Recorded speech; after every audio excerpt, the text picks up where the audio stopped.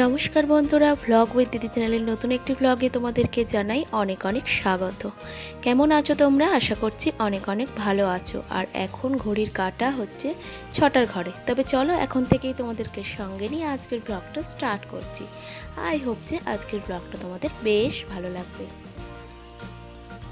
এখন তো গরমের ছুটি পড়ে গেছে, তবে কেন এত সকাল সকাল তাড়াহুড়ো করে কাজকর্ম? আজ একটা বিশেষ দিন হতে পারে সেই কারণ। তবে কি বলো তো, গরমের ছুটির কারণে যদি সকাল সকাল কাজ করার অভ্যাসটা ছেড়ে দেই, তাহলে কিন্তু গরমের ছুটি শেষ হয়ে গেলে ওই যে সকাল সকাল ঘুম থেকে উঠে সমস্ত কাজকর্ম করে তারপরে ডিঙ্কাকে রেডি করানো প্রচণ্ড চাপ হয়ে যাবে। আর কি বলো তো, মানুষ তো অভ্যাসেরই দাস।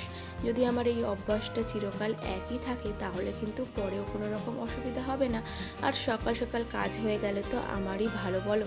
সারাটা দিন আমি একটুখানি রেস্ট পেতে পারি, ছেলে মেয়ের সঙ্গে সময়টাও কাটাতে পারি। আর এই যে সকাল সকাল বাসি কাজ সেরে স্নান টান সমস্ত কিছু কমপ্লিট, আর কিছু কাচাকুচি ছিল প্রত্যেক দিনকার মতন, সেগুলোই দেখো একটুখানি মেলে নিচ্ছি। গরমের মধ্যে আর না ছাদে গেলাম না, নিচেই এত গনগনে রোদ আসে যে ছাদে যাওয়ার এখন কোনো প্রয়োজনীয়তাই হয় না। আর এই যে দেখো আমার সকাল সকাল স্নানও হয়ে গেছে। কি বলতো, শীত গ্রীষ্ম বর্ষা যখন যে কালই আসুক না কেন, সকাল সকাল স্নান করার অভ্যাস কিন্তু আমার চিরকালেরই। আর এরপর দেখো এই যে গাছগুলোতেও একটুখানি না জল দিয়ে নিচ্ছি, কারণ এরপরে এতটাই রোদ চলে আসবে যে আর জল দিতেই পারবো না। সেই জন্য ভাবলাম আগে গাছগুলোকে জল টল দিয়ে তারপরে বাকি কাজকর্মে লাগবো। রাতের বেলা কতগুলো ছোলা আর আমন্ড ভিজিয়েছিলাম, তো আমন্ডের খোলাগুলোই দেখো ছাড়িয়ে রাখছি। আর ওরা এখনও কেউ ঘুম থেকে ওঠেনি, আর ডিঙ্কার জন্য আমি এখানে আলাদা করে রেখে দিচ্ছি, কারণ সকালবেলা ঘুম থেকে উঠে সবার ফার্স্টে আজকে ওকে এটাই খেতে দেব। আসলে কি বলতো, ঘুম থেকে উঠে না সবাই এই ছোলাগুলো নিজে নিজে নিয়ে খেলেও ডিঙ্কা কিন্তু নিজে নিজে নিয়ে খাবে না। সেই জন্যই আর কি ওটা আলাদা করে রাখা। ওরা ওইদিকে ঘুমাচ্ছে, ওদেরকে আর ডাকাডাকি না করে ভাবলাম পুজো টুজো দিয়ে কমপ্লিট করে নিই, তারপরে গিয়েই একেবারে ডাকবো, কারণ উঠলেই তো একে একে সমস্ত কাজ আরও এসে হাজির হবে। তাই ভাবলাম আগে গপুকে সেবাটাই দিয়ে নিই। সকাল সকাল পুজো হয়ে গেলে কিন্তু মনটা বেশ ভালো লাগে। আর এইখানে দেখো ওরাও উঠে গেছে, আর বিছানাটা আমি ঝপঝপ করে তুলে নিচ্ছি। আর এই যে দেখছো শাড়ি পরেছি, হ্যাঁ আজকে যে তোমাদেরকে বললাম আজ একটা বিশেষ দিন, তো চলো সেটাই তোমাদের সঙ্গে শেয়ার করি। দেখতে দেখতে 4-4টি বছর কেটে গেল, আমার শ্বশুরমশাই আর আমাদের মধ্যে নেই। তো আজকেই ওনার হচ্ছে বাৎসরিক, তো সেই জন্যই দেখো এখানে ওনার ফটো দিয়ে একটুখানি আর কি ফুল মিষ্টি দিয়ে নেব। সেরকম বড়োভাবে আর এবারে হচ্ছে না, কারণ কি বলতো, বিশেষ কারণের জন্য বাড়িতেও যেতে পারলাম না, কারণ ওর ডিউটির প্রেশার রয়েছে। আর এই বাড়িতেই হচ্ছে নিজেরা নিজেরা কোনো রকম করে নিচ্ছি, আর সেই কারণের জন্যই আর কি আজকে শাড়িও পরেছি।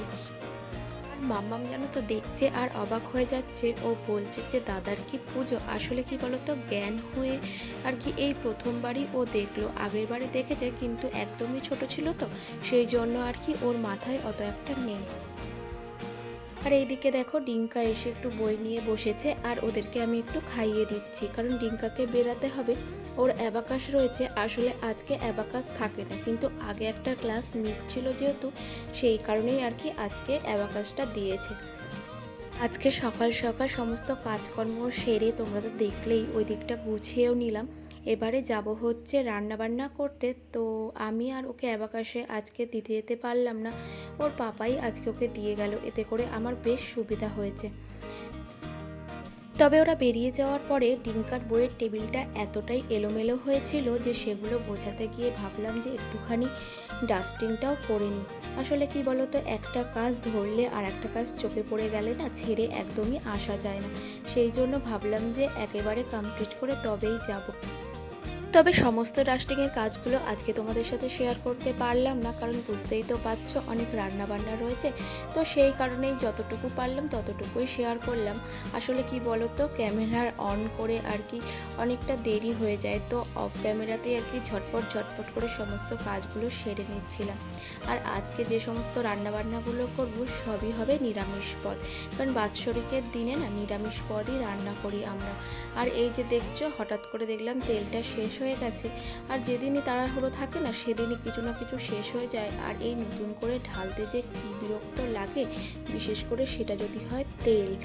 তো যাই হোক, কী আর করা যাবে।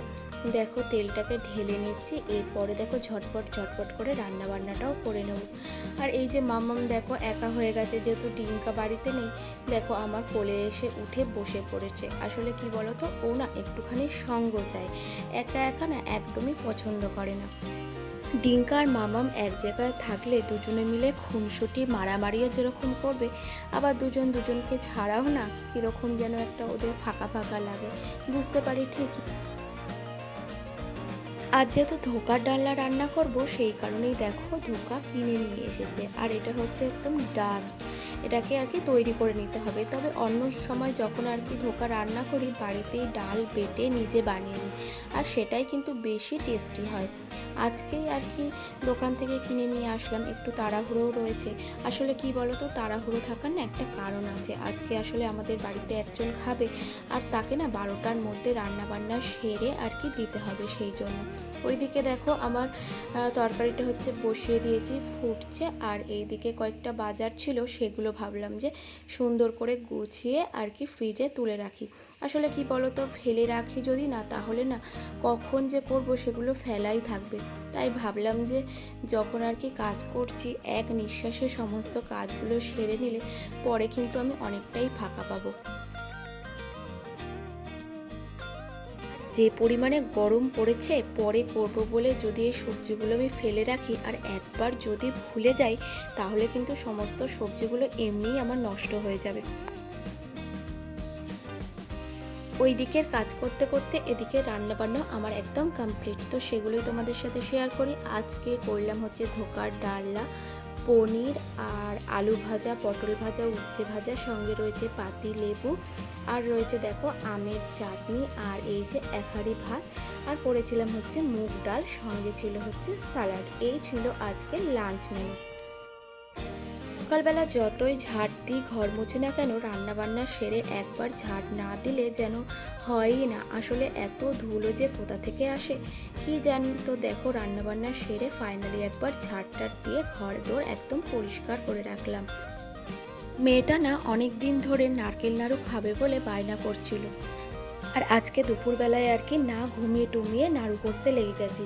কারণ কি বলতো, এই সমস্ত কাজ না ফেলে রাখলে পরে আর করতে ইচ্ছা করবে না। আর আমাদের ফ্যামিলির সবাই প্রায় বলতে গেলে মিষ্টি জিনিস খেতে ভীষণ পছন্দ করে।